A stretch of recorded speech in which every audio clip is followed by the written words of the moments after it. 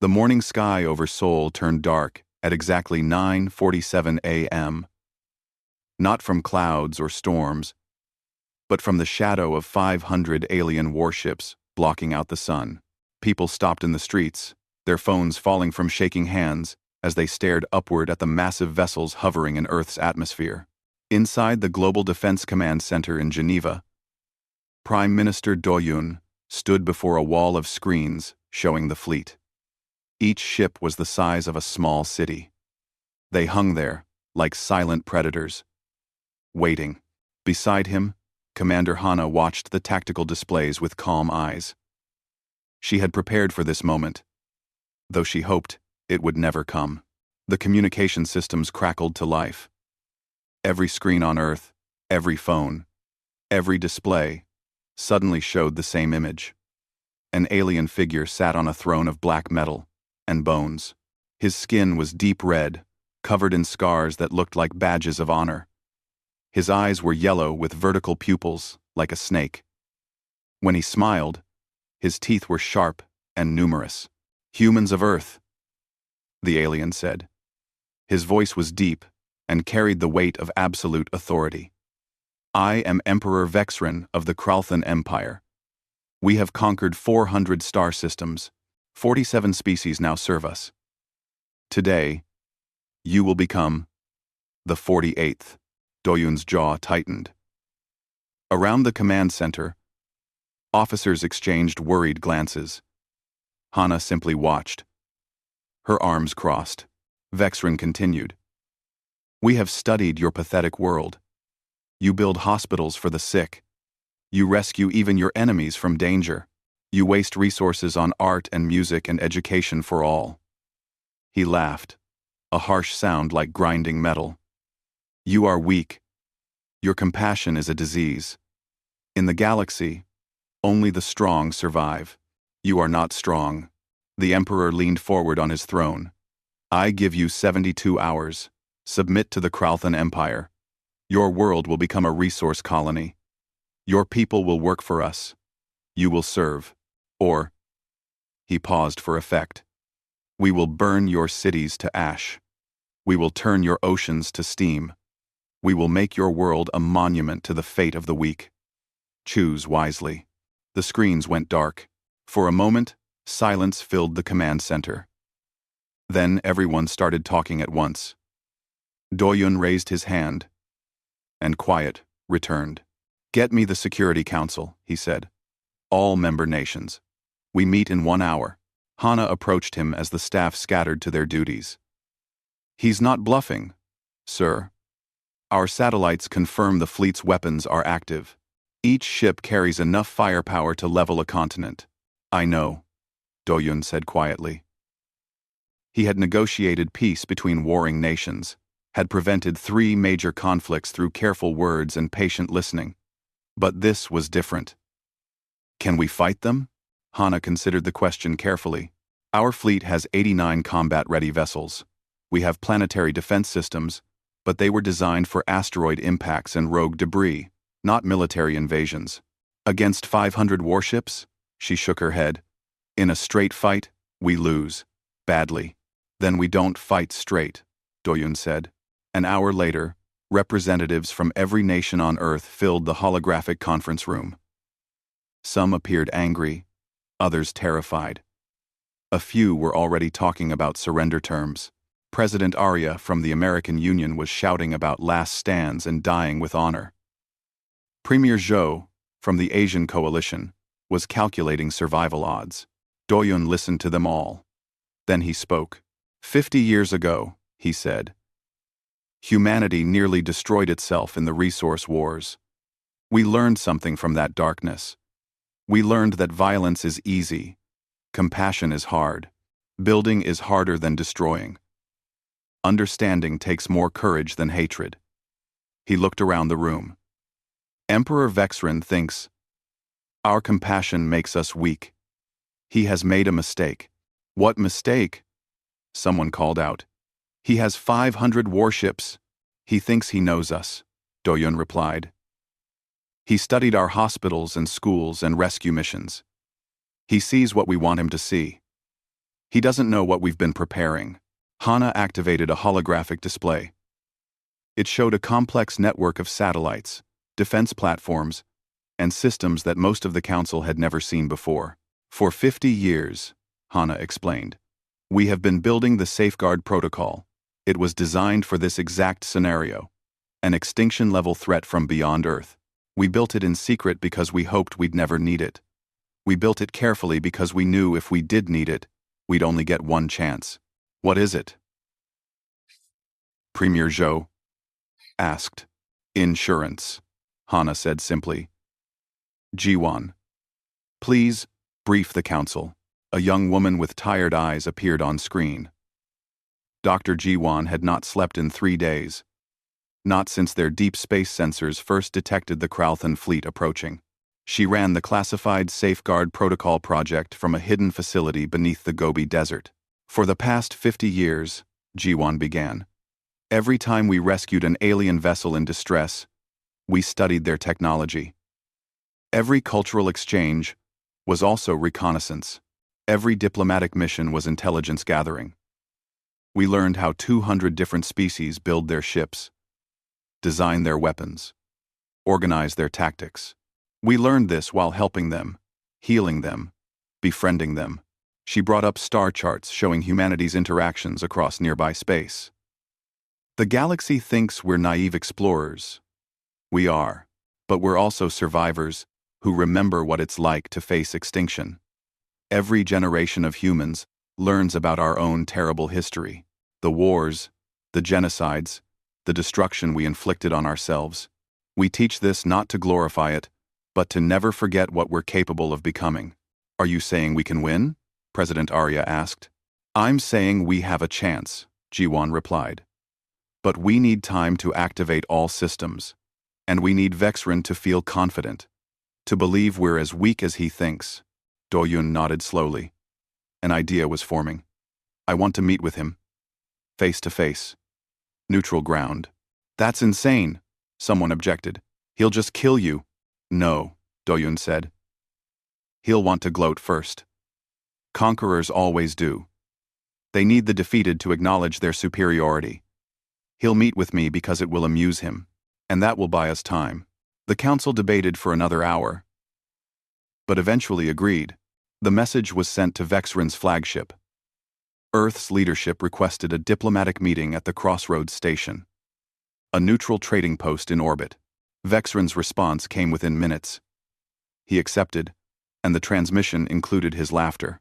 Captain Minho received his orders as he stood on the bridge of the Horizon's Promise, humanity's flagship. It was barely a tenth the size of the smallest Kralthan vessel, but it was fast and maneuverable. Minho had served in the Space Defense Force for 15 years. He had rescued colonists from failed settlements, chased down pirates near the asteroid belt, and once spent 3 months providing medical supply runs during the Mars plague. Now he was looking at an enemy that could swat his ship like an insect. All hands, he announced to his crew. Begin evacuation protocols. Get every civilian into the underground shelters. Make it look panicked. Make it look desperate. But get everyone to safety. His crew moved efficiently. They had trained for this. In the medical bay of the Beijing Defense Complex, combat medic Tae Hyun was recording a message to his daughter. She was only 6 years old, safe in a bunker with her mother. He wanted her to have something to remember him by, just in case. Be brave, little flower, he said to the camera. Your daddy is going to help protect the world. I love you. Remember what I taught you. Be kind. Be strong. Be smart. The strongest people are those who choose kindness, even when they're scared. He stopped recording and returned to preparing medical supplies. If they were going to war, they would need doctors. Taehyun had served in disaster zones, had pulled survivors from earthquakes and floods. He had never fired a weapon in anger. He hoped he never would. Across Earth, millions of people moved into the underground sanctuary networks. Cities that had stood for thousands of years were being emptied. Some people simply held their families close. Above them, the Kralthan fleet waited like a storm ready to break. And in the command center, Do-yun prepared to meet with an emperor who thought humanity was prey. He wore a simple suit, no weapons, no armor. Beside him, Hana checked her weapons one last time. Ambassador Sora reviewed her notes, her face calm despite the fear in her eyes. "Remember," Do-yun said to them both, "he thinks we're weak. Let him think it a little longer.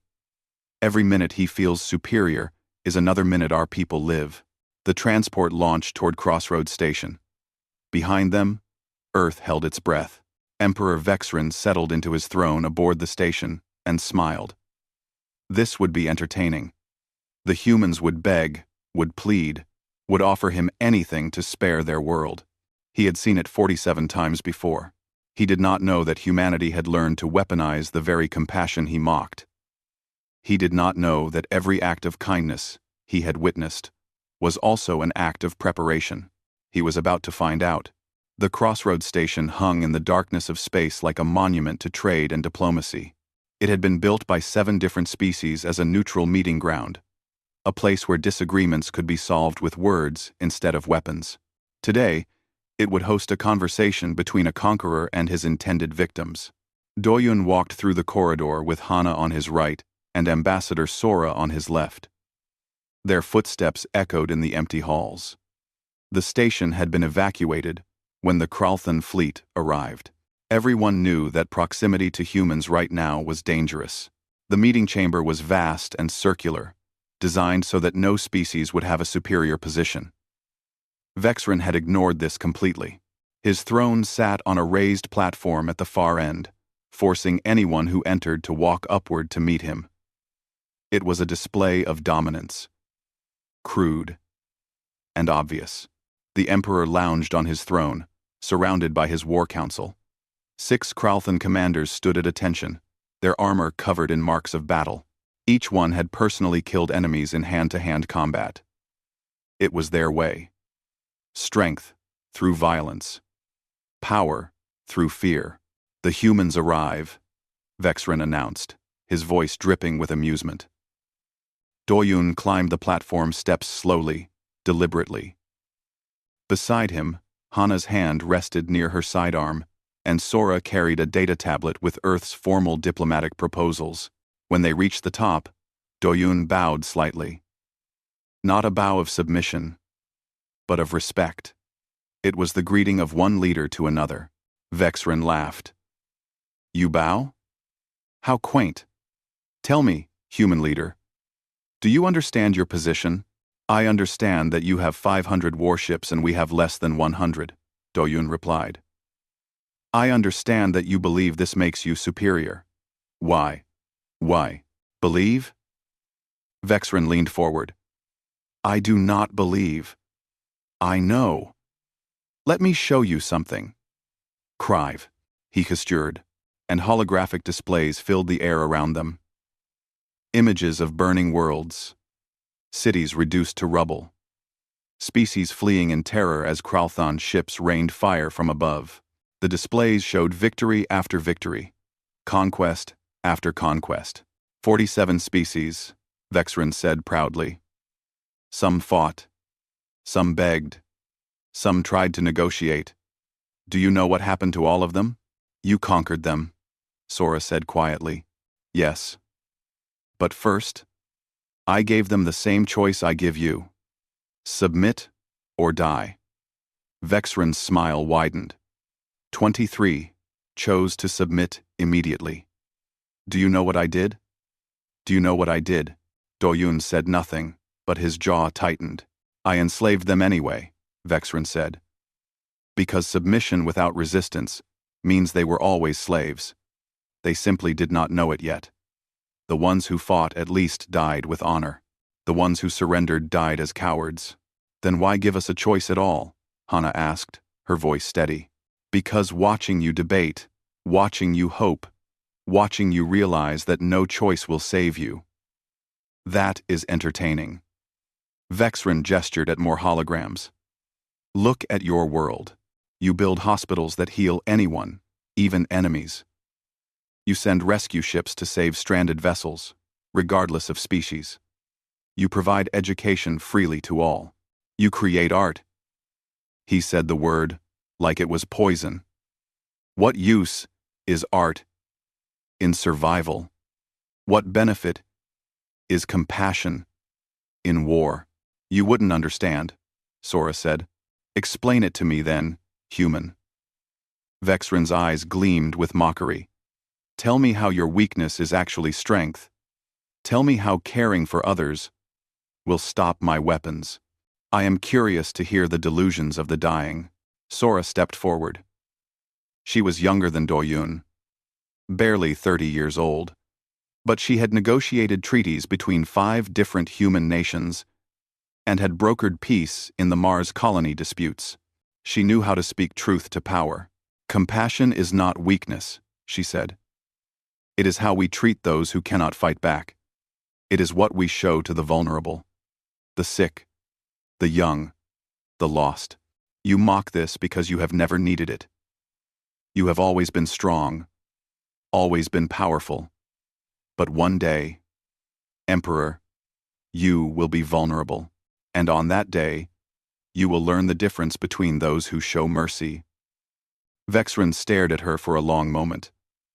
Then he laughed, a sound like breaking glass. His war council joined in, their harsh voices echoing in the chamber. Threats from the prey, Vexrin said. How delightful. Let me be clear, humans. Your compassion has made you soft. Your culture has made you weak. Your philosophy has made you victims. In the galaxy, only predators survive. You are not predators. You're right, Doyun said quietly. We are not predators. We chose not to be. But you have made a mistake, Vexrin. What mistake? You think that because we choose compassion, we are incapable of anything else. You think that because we heal, we cannot harm. You think that because we build, we cannot destroy. Doyun met the Emperor's eyes. You have studied what we do. You have not studied what we are capable of doing. More threats? Vexrin stood from his throne. He towered over the humans, nearly 8 feet tall. I grow bored of this conversation. You came to negotiate. So negotiate. Offer me something worth my time, or I end this farce. Sora activated her data tablet. Earth offers technological exchange, cultural partnership, and open trade routes. We have medical advances that could benefit your people. We have agricultural techniques that could feed billions. We have... Stop, Vexrin commanded. I do not want your gifts. I do not want your friendship. I want your world. I want your resources. I want your people laboring in my factories and mines. That is all you are worth to me. Then you leave us no choice, Doyun said. Finally, you understand. Vexrin returned to his throne. You will surrender. Your world will be processed. Your cities will be stripped for materials. Your people will serve. This is mercy, human. I could simply burn your world and be done with it. Instead, I allow you to live as slaves. You should thank me. Unquote. You. You. We will not surrender, Hana said. We will fight. The War Council laughed again.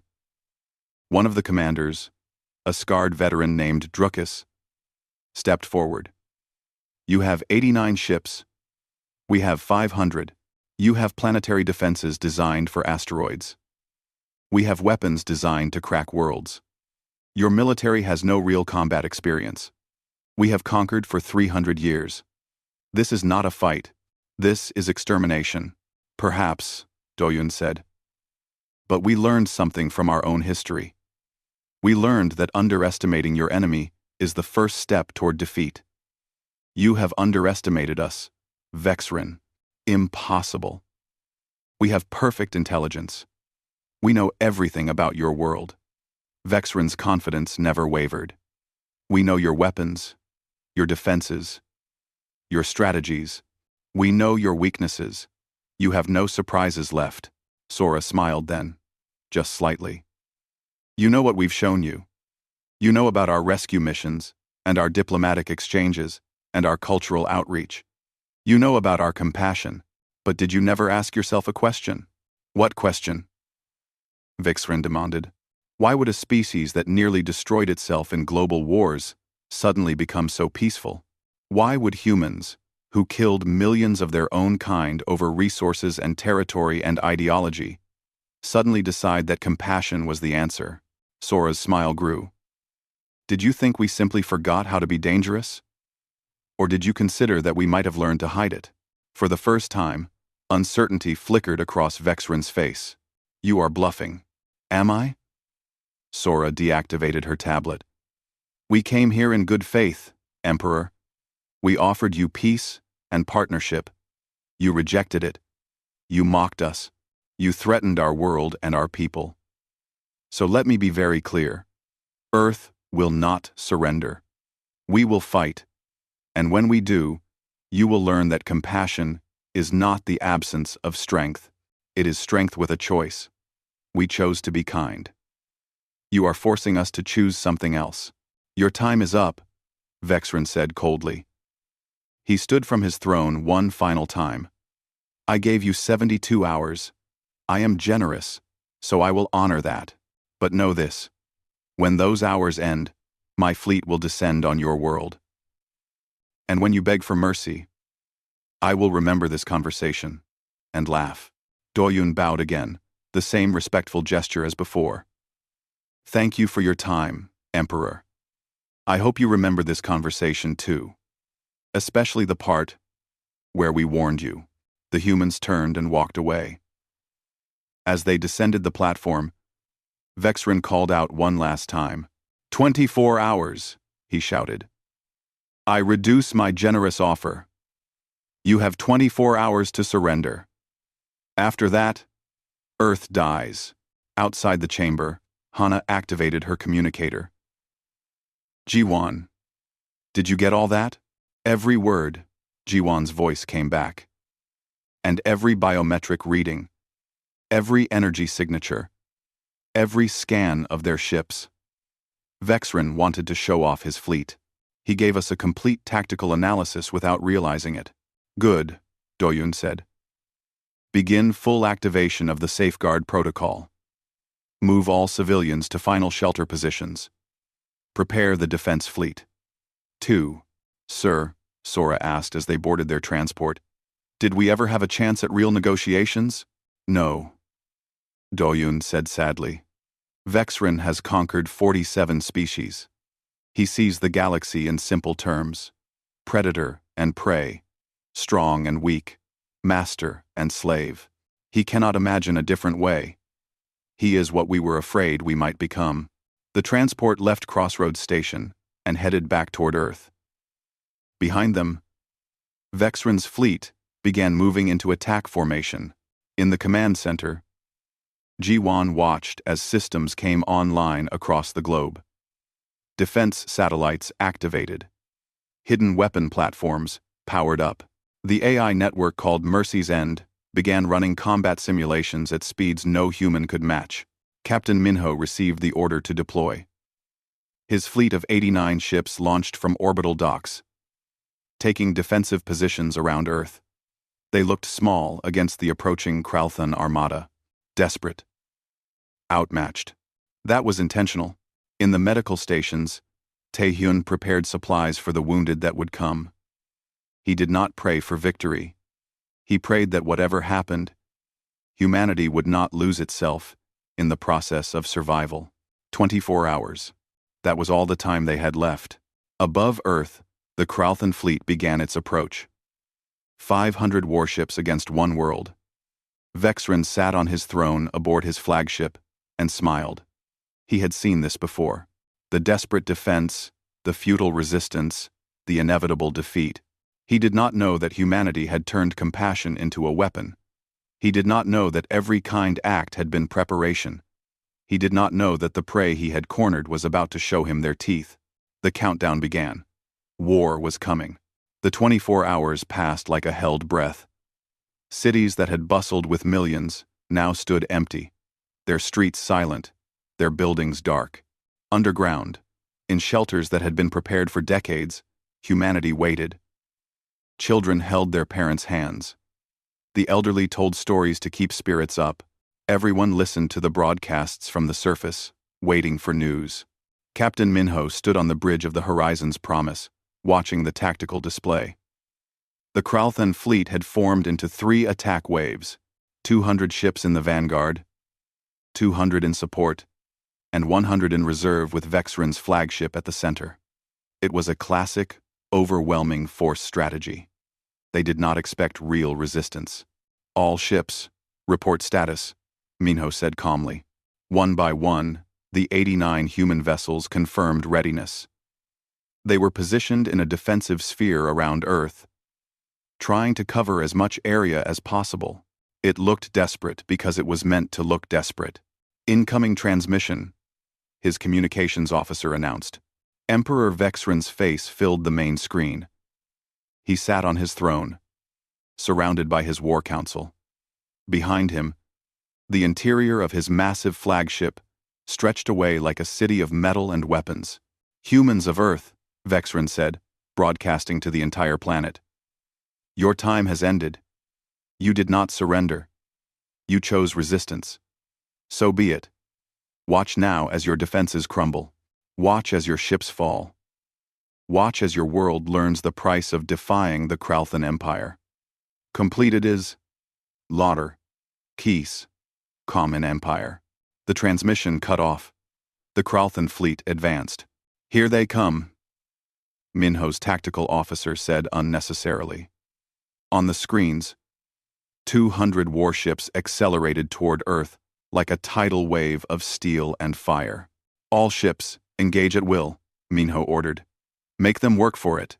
The human fleet opened fire. Missiles streaked through space. Energy weapons lanced out at the approaching enemy. Some shots hit, splashing against Kralthan shields. Most missed. The human ships scattered, trying to avoid the returning fire. The Kralthan vanguard barely slowed. They fired back, their weapons vastly superior. The first human ship died within 30 seconds, its hull torn apart by concentrated fire. Then, another. Then 3 more. On Vexran's flagship, the Emperor watched the battle with satisfaction. As expected, they cannot even scratch our shields. This will be over in an hour. On Earth, in the command center deep beneath Geneva, Doyun and Hana watched the same battle. They saw their ships dying. They heard the reports of casualties. Each loss was a name, a person, someone who had chosen to stand between Earth and annihilation. 40% casualties in the first engagement, Hana reported. Her voice was steady, but her hands gripped the console tightly. The fleet is falling back to secondary positions, Jiwan, Doyun said into his communicator. Status? Almost there, Jiwan replied from her hidden facility. Her fingers flew across holographic keyboards, activating systems that had been dormant for years. The Kralthan fleet is entering Earth's atmosphere in Sector 7. They're targeting New York, Tokyo, London, Mumbai, the major population centers, which are empty, Hana said. They don't know that yet, Jiwan replied. Mercy's End is tracking all 500 ships. We have firing solutions on each one. AI combat predictions are running at 94% accuracy. We know what they're going to do before they do it. On the surface, Kralthan landing craft descended toward the empty cities. They expected resistance, expected military forces dug in and ready to fight. Instead, they found nothing. Automated defenses came online, but they seemed weak, poorly coordinated. The Kralthan forces pushed forward easily, too easily. Commander Drukis, leading the ground assault on Tokyo, felt the first stirring of doubt. Where are they? He growled to his troops. Scan for underground positions. They must be hiding. His scanners found the shelters. Massive underground networks filled with civilians. There, he said. Defensive positions around the shelter entrances. Prepare bombardment. But as his forces moved into position, the ground beneath them shifted. Containment fields, invisible and silent, activated all around the Kralthan soldiers. They were not harmful, not deadly. They simply locked the soldiers in place, unable to move, unable to fight. "What is this?" Drucky shouted. "Some kind of trap?" Above the atmosphere, the space battle continued. The human fleet looked broken, scattered, desperate. Ships were firing wildly, retreating in disorder. The Kralthan vanguard pushed deeper toward Earth's surface. Then Mercy's End activated. The AI defense network had been learning, watching, recording every move the Kralthan fleet made. It had studied their formations, their tactics, their firing patterns. It knew which ships moved where, which commanders were aggressive, which ones were cautious. It had mapped the entire battle in its digital mind. Now it struck back. Defense satellites hidden in Earth's orbital debris suddenly came online. Weapon platforms, disguised as communication arrays, activated. Mines that looked like space junk drifted into Kralthan formations and detonated. But these were not random attacks. Each strike was calculated, predicted, timed to perfection. A Kralthan cruiser moved to flank the human defensive line. Mercy's End predicted this 7 seconds before it happened. 3 satellites fired in perfect synchronization, hitting the cruiser's shields at their weakest point. The brief moment during maneuvering, when they had to adjust, the shields failed. The cruiser took direct hits to its engines and went dark. Another Kralthan ship fired a missile barrage at what looked like an easy target. Mercy's End had predicted this too. The easy target was exactly where the AI wanted the Kralthan ship to focus. While it fired, hidden platforms struck it from 3 different angles. The ship didn't explode. It simply stopped. Its power systems overloaded by precisely targeted electromagnetic pulses. "What is happening?" Vexrin demanded. His tactical displays showed ships going dark, formations breaking apart, his perfect assault turning into confusion. "Unknown weapons," one of his commanders reported. "They're using our own tactics against us. It's like they know what we're going to do before we do it." "Impossible," Vexrin snarled. "They're primitives. They don't have this technology." But they did. And the technology was learning, getting better with every passing second. Captain Minho's fleet, seemingly scattered and broken, suddenly reformed. They had been drawing the Kralthan ships exactly where they needed them. Now, the trap closed. "All ships, execute Compassion Gambit," Minho ordered. The human vessels had been hiding their true capability. Now, they revealed it. Each ship fired what looked like simple missiles. But these missiles split apart into dozens of smaller drones. The drones scattered in patterns that seemed random, but were actually precisely calculated by Mercy's End. They swarmed the Kralthan ships, not attacking directly, but deploying electromagnetic pulse charges at close range. Dozens of Kralthan vessels suddenly went dark. Their power systems overloaded. They were not destroyed, not killed. They were disabled. "Capture protocols activated," Hana announced in the command center. "We're taking prisoners. Not killing them." "How many ships down?" Doyun asked. 203, Jiwan reported, her voice showing her own surprise. "They can't leave. The gravity anchors are holding them in Earth's orbital space. They're trapped." Though, on the surface, more Kralthan ground forces found themselves contained in the non-lethal fields. Thousands of soldiers, unable to move, unable to fight, but completely unharmed. Medical drones approached them, scanning for injuries, providing water and oxygen to those whose suits were damaged. Commander Druckus watched in confusion as a human medic appeared on his suit's communication screen. It was Taehyun, speaking from a secure medical facility. "You're not hurt, are you?" Taehyun asked in accented but understandable Kraltan. "Your suit's medical readout shows elevated stress but no injuries." "That's good. You're safe. We're not going to harm you." "Anyway, what kind of trick is this?" Druckus demanded. "No trick," Taehyun replied. "You attacked us. We defended ourselves. But we're not going to kill you if we don't have to. That's not who we are. Above Earth, Vexrin stared at his displays in disbelief. Half his fleet was disabled. His ground forces were captured. And not a single enemy had been killed intentionally. They had all been contained, trapped, neutralized without lethal force. How? He whispered. How did they do this? In the command center, Yuna, the AI warfare specialist who had designed Mercy's End, appeared on screen. She looked exhausted, but satisfied. For 50 years, she explained to the command staff. Every time we rescued an alien ship, we studied it. Every diplomatic mission was intelligence gathering. Every cultural exchange let us observe alien technology and tactics. We helped them, we healed them, we befriended them, and we learned from them. They trusted us, Do-Yun said quietly. Because we gave them reason to trust us, Yuna replied. We were genuinely compassionate. We really did want to help. But we also remembered our own history. We remembered what humans are capable of when threatened. So we prepared. We turned every act of kindness into a lesson. Every rescue into reconnaissance. Mercy's End used all that data to predict how the Kralthans would fight. It's beautiful, Hana said, watching the tactical display. We beat them by understanding them better than they understand themselves. But the battle was not over.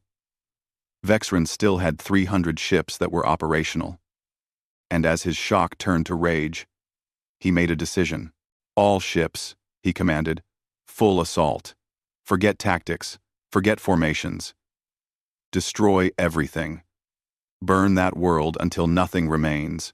The 300 remaining Kralthan warships charged toward Earth in a furious, disorganized mass. It was no longer a planned conquest. It was vengeance. He's lost control, Hana observed. He's fighting on emotion now. That makes him more dangerous, Do-Yun replied. Jiwan, can Mercy's End handle a full assault? Unknown, Jiwan admitted. We planned for tactical combat, not berserker rage. This is going to be close. Minho's fleet moved to intercept. They were outnumbered 3-1 now, facing an enemy that no longer cared about their own casualties. The space around Earth lit up with weapons fire. Ships exploded. People died on both sides. In his medical station, Taehyun prepared for the worst. Casualties were coming, both human and Kralthan.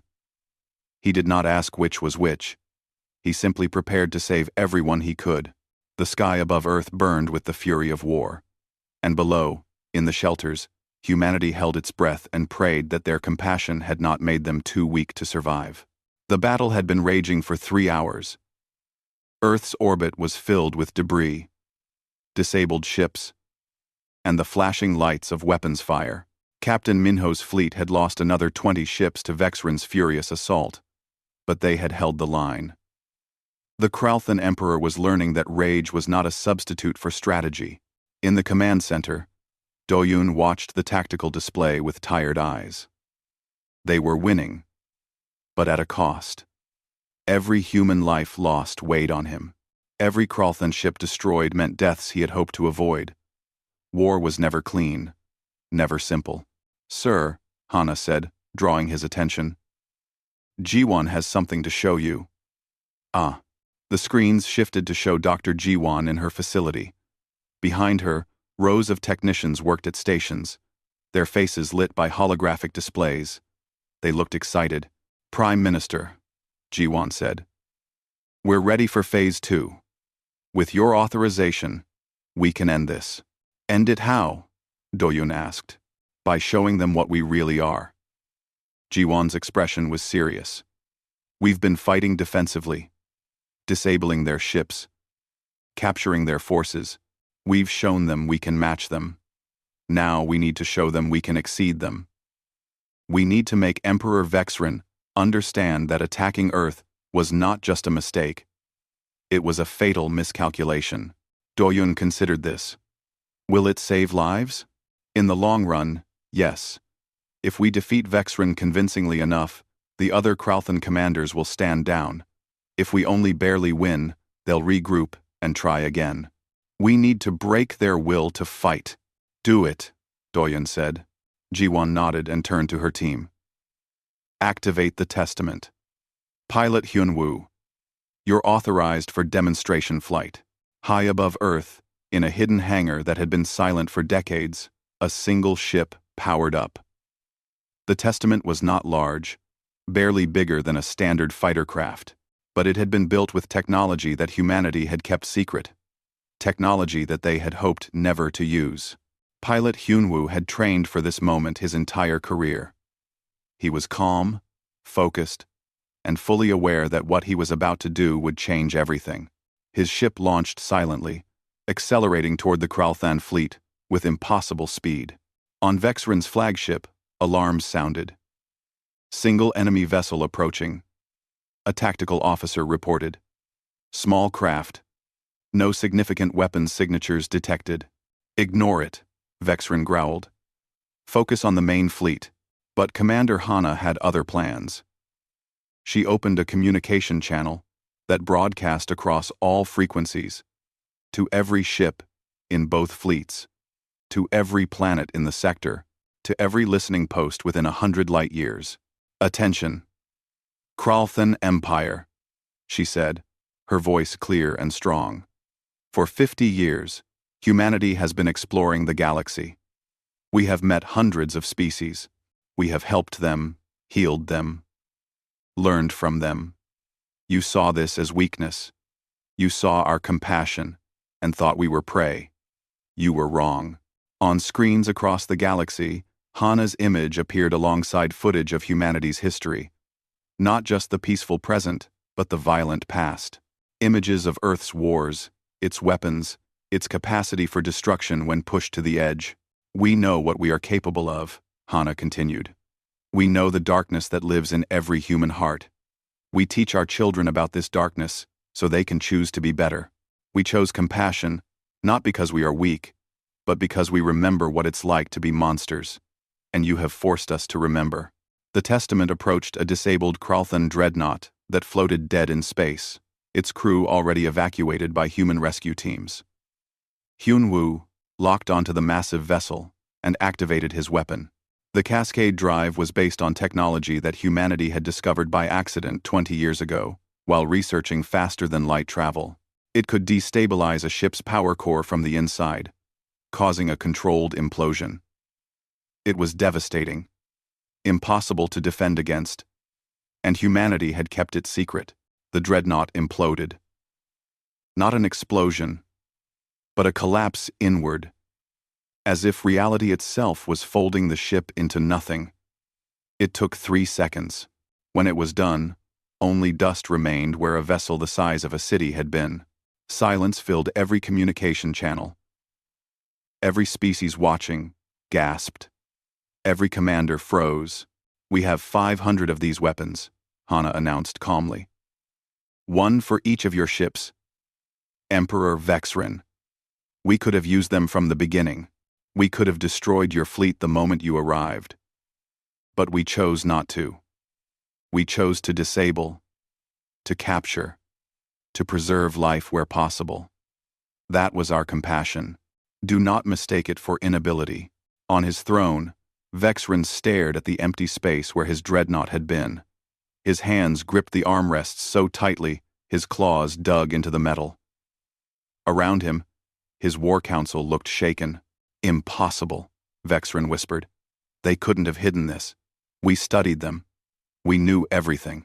You knew what we showed you. Doyun's voice came through the communication channel now. You studied our hospitals and thought we were soft. You watched our rescue missions and thought we were naive. You saw our compassion and assumed we had no teeth. But you never asked the important question. What question? Vexren demanded, his voice shaking with rage and fear. Why would a species that nearly destroyed itself in global warfare suddenly embrace peace? Did you think we forgot how to fight? Or did you consider that we simply chose not to? Ambassador Sora appeared on the broadcast alongside Doyun. For 50 years, Emperor, we have been preparing for this exact scenario. An extinction-level threat. A species that could not be reasoned with, could not be negotiated with, could only be stopped. We built our defenses in secret. We hid our weapons behind smiles. We learned from every species we met, including yours. When? Vexren asked, shocked. When did you study us? 3 years ago, Sora replied. Your empire destroyed the colony on Velos Prime. The survivors fled in damaged ships. We found them. We rescued them. We healed their wounded. We gave them shelter. And while we did, we listened to their stories. We learned how you fight, how you think, how you conquer. Every act of kindness was also an act of intelligence, gathering. Vexren slumped in his throne. For the first time in his life, he understood what it felt like to be outmaneuvered, outthought, defeated by an enemy he had underestimated. On Earth's surface, the captured Kralthan soldiers were being moved to secure facilities, not prisons, but holding areas where they could be processed, identified, and eventually returned to their people. Medical teams moved among them, treating injuries, providing food and water.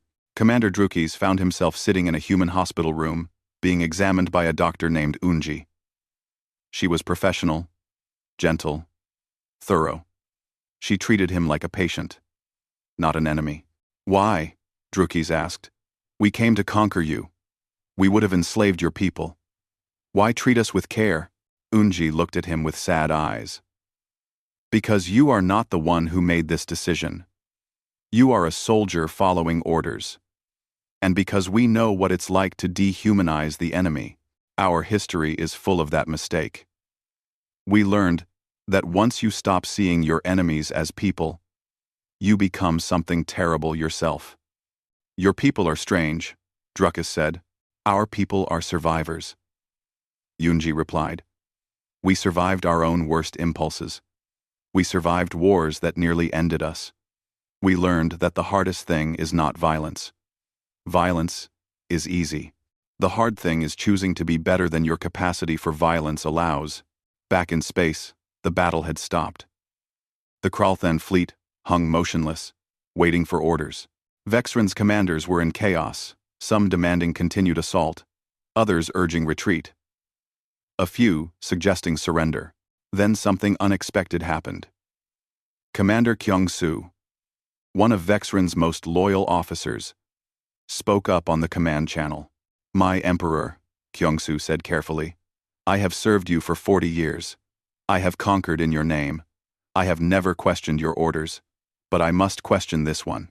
If we continue, we all die. These humans have shown us mercy we did not deserve. They could have destroyed us. They chose not to.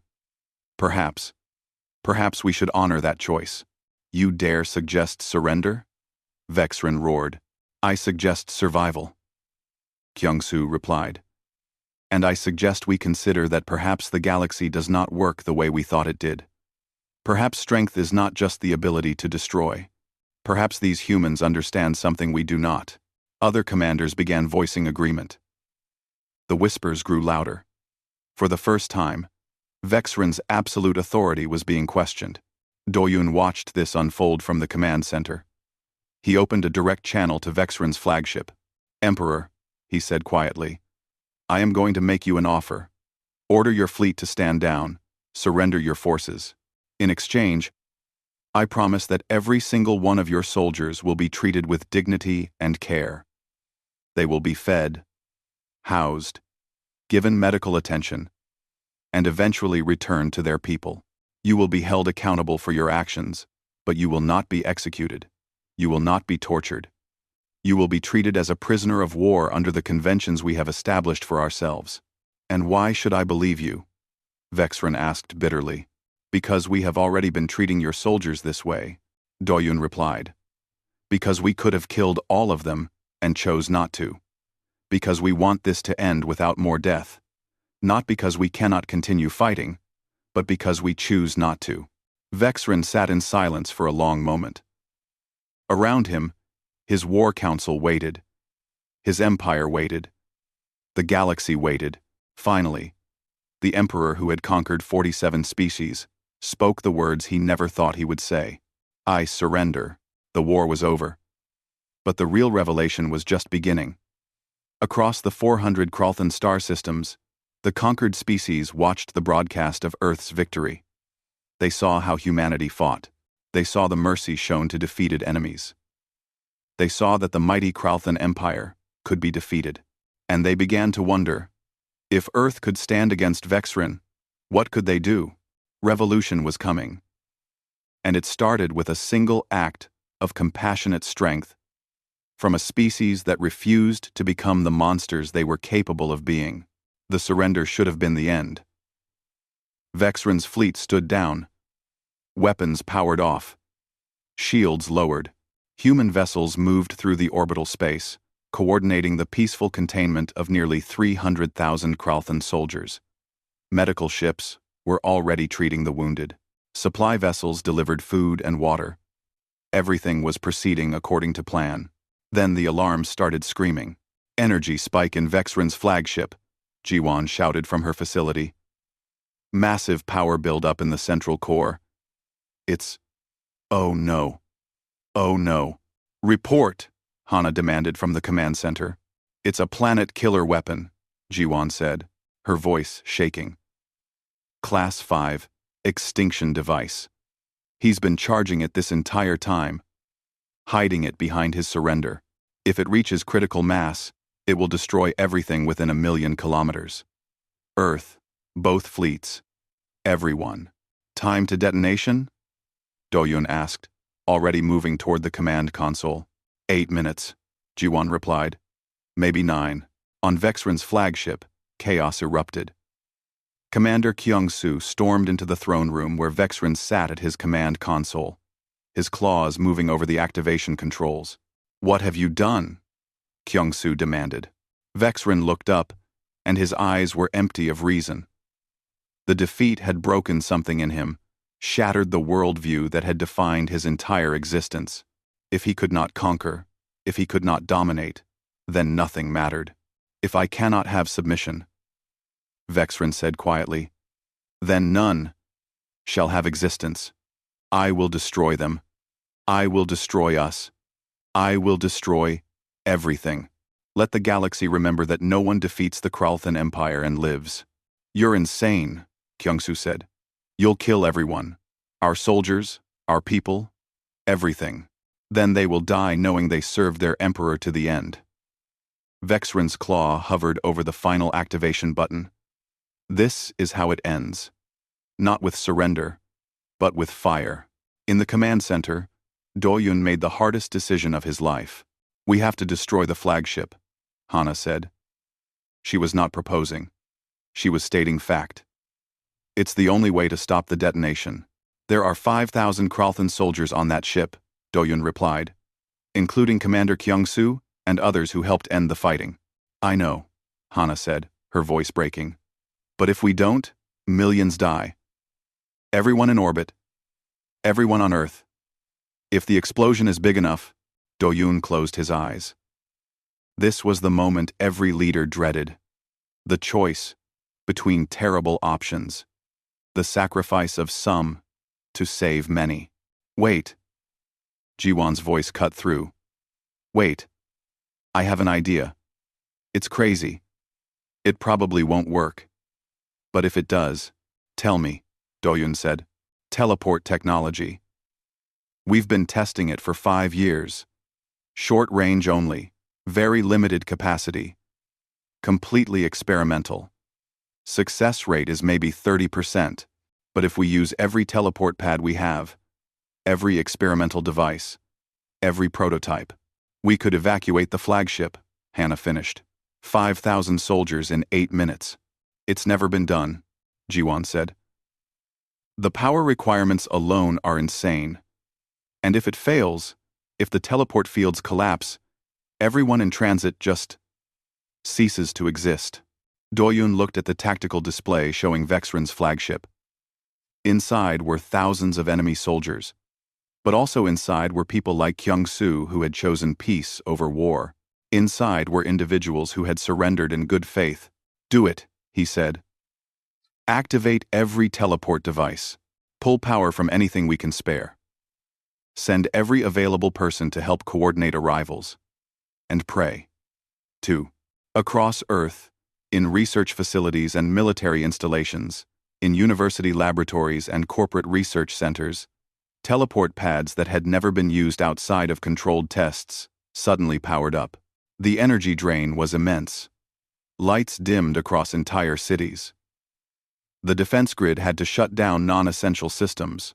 Captain Minho received the strangest order of his career. All ships with teleport capability. Link to the coordination network. We're evacuating an enemy vessel. Prepare for massive incoming. Yuna's AI network, Mercy's End, took over the coordination. It calculated trajectories, power requirements, safe materialization points. It had to manage 5,000 simultaneous teleportations, spread across hundreds of receiving points, all while a doomsday weapon counted down to detonation. The first soldiers began to disappear from Vexren's flagship.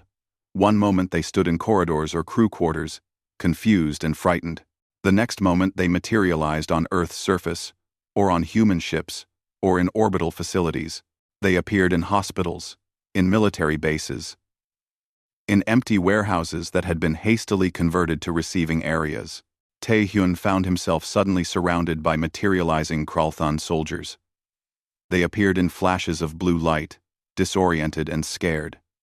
Many were injured from the earlier fighting. All were confused. "It's okay," Taehyun said, in accented Kralthon, moving among them with his medical scanner. "You're safe. We're evacuating your ship. Please stay calm. You may be seethed in. Please stay calm." "Evacuating? Why?" one soldier asked. "Because your emperor activated a planet killer," Taehyun replied honestly. "And we're trying to save everyone." The soldier stared at him in disbelief. "You're saving us? After we tried to conquer you?" "Yes," Taehyun said simply. "Now hold still. Your arm is broken. 6 minutes remaining. 3,000 soldiers evacuated. 2,000 to go." On the flagship, Kyung-soo finally understood what was happening as his soldiers began disappearing around him. The humans were not targeting the ship. They were rescuing its crew. He ran to Vexren's throne room.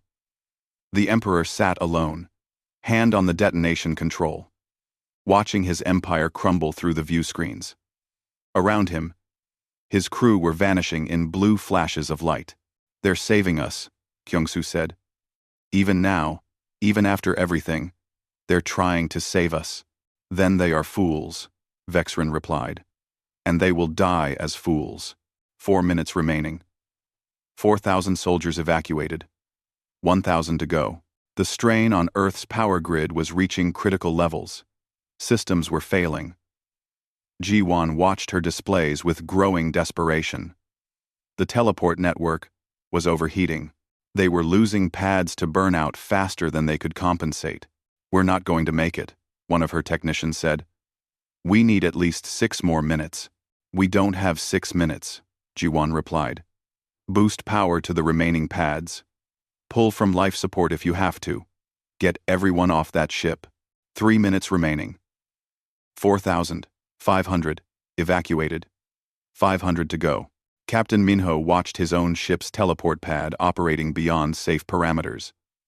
The deck plates were glowing hot. Alarms were screaming about core temperature. He ignored them all. "Keep it running," he ordered his engineers.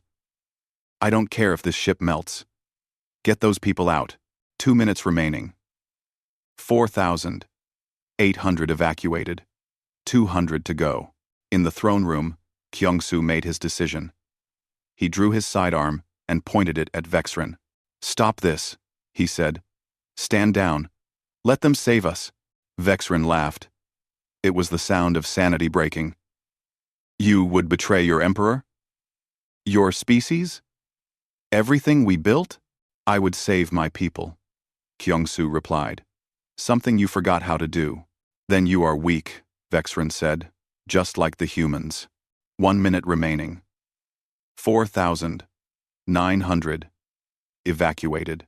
Pilot Hyun-woo, still in his fighter after the earlier demonstration, received a transmission from Ji-won. "We're not going to get everyone," she said. Her voice was tight with emotion. "We've lost too many pads. There are 87 people left on that ship, including Commander Kyung-soo. And we're out of time."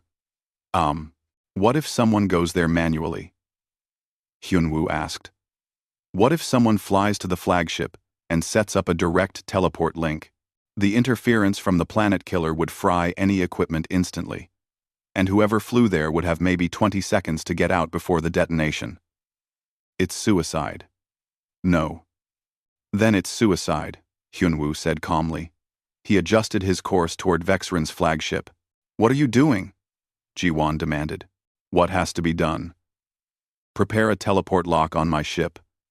When I get there, I'll activate the emergency evacuation protocol.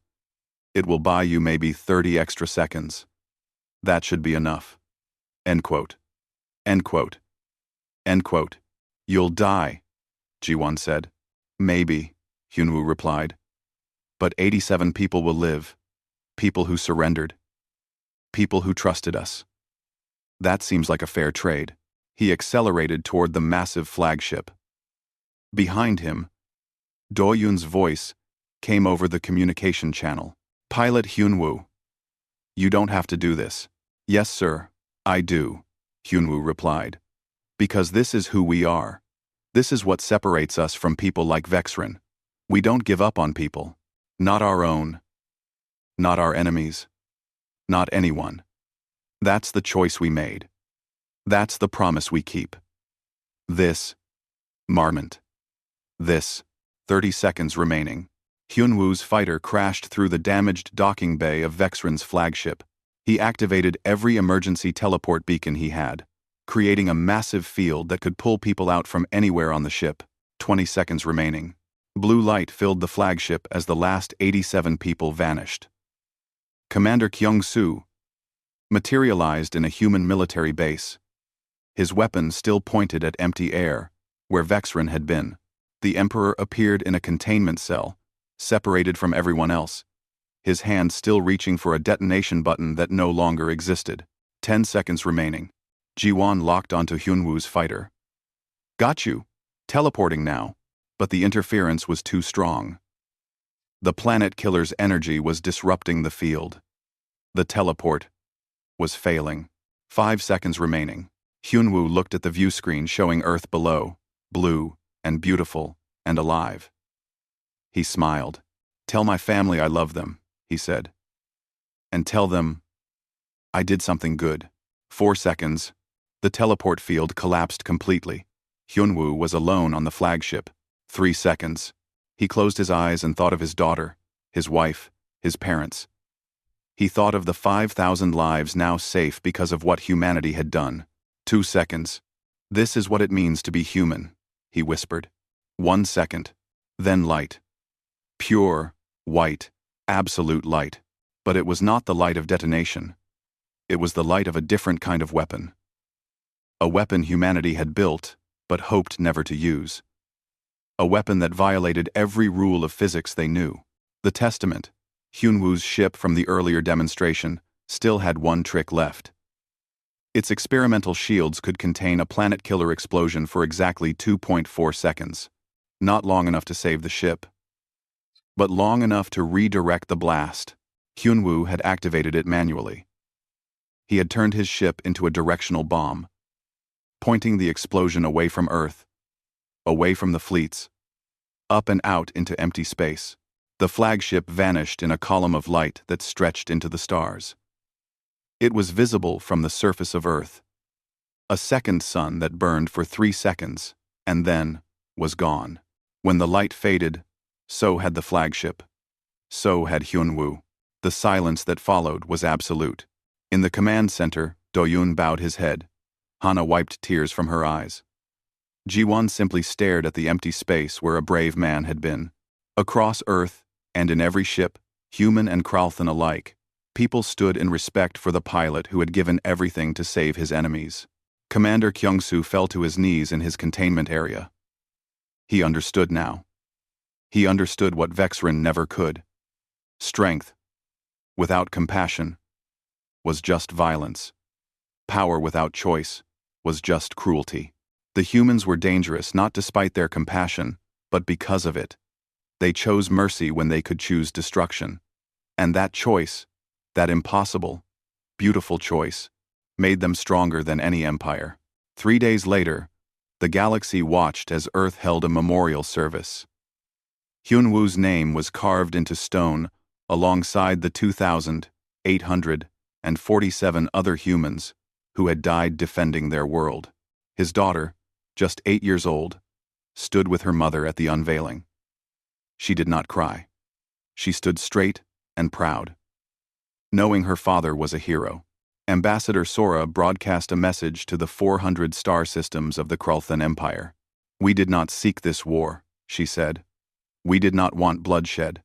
But when forced to fight, we fought to preserve life, not to destroy it. We offer the Krulthan people the same thing we offered their emperor: peace. Join us in building something better than empire. Join us in choosing compassion over conquest." Within weeks, rebellions erupted across Krulthan space. The conquered species, seeing that the mighty empire could fall, rose up, not with hatred, but with hope. They remembered how Earth had fought. They remembered the mercy shown to defeated enemies. The Krulthan Empire collapsed. But from its ashes rose something new: the Accord of Worlds, a coalition of species bound not by conquest but by choice. Humans and Krulthans, working together, former enemies becoming partners. 10 years later, a statue stood in the capital of the Accord. It showed a human hand reaching down to help a Krulthan warrior stand. The inscription read, in 100 languages, "Compassion is not the absence of strength. It is strength with purpose." Captain Minho, now an admiral, trained joint human Krulthan defense forces. They protected weaker species, not through domination, but through defense. They offered aid, not ultimatums. Commander Kyungsoo became the Krulthan ambassador to Earth. He spent his days teaching his people a new way, a better way. He never forgot the moment he learned that true strength came from choosing mercy. Vexrin lived out his days in a comfortable facility on Earth. Not a prison, but not freedom either. He was cared for, treated well, given everything he needed, except the power he craved. Sometimes Taehyun would visit him, bringing medical supplies, talking about philosophy and history. "Why?" Vexrin asked one day, his voice old and tired. "After everything I did, after all the death I caused, why treat me with kindness?" Taehyun smiled sadly. "Because we remember what it's like to be monsters. We remember the darkness in our own history, and we chose to be better. We chose to believe that even you could become better. That choice, that belief in redemption, that's what makes us strong." Vexrin never truly understood, but he lived the rest of his life in the shadow of the compassion he had once mocked. And across the galaxy, a new era began. Not an era of empire and conquest, but an era of cooperation and growth. Not perfect, never perfect. There were still conflicts, still disagreements, still violence. But now there was also an example. Earth had shown the galaxy that you could be powerful without being cruel, that you could win without losing yourself, that the strongest beings were not those who destroyed, but those who chose not to. In schools across 100 worlds, children learned about the day humanity turned compassion into their greatest weapon. They learned about Hyunwoo's sacrifice. They learned that being kind when you could be cruel was the truest form of strength. And they learned that sometimes the most dangerous thing in the universe was not hatred or violence or power. Sometimes the most dangerous thing was mercy in the hands of those strong enough to wield it.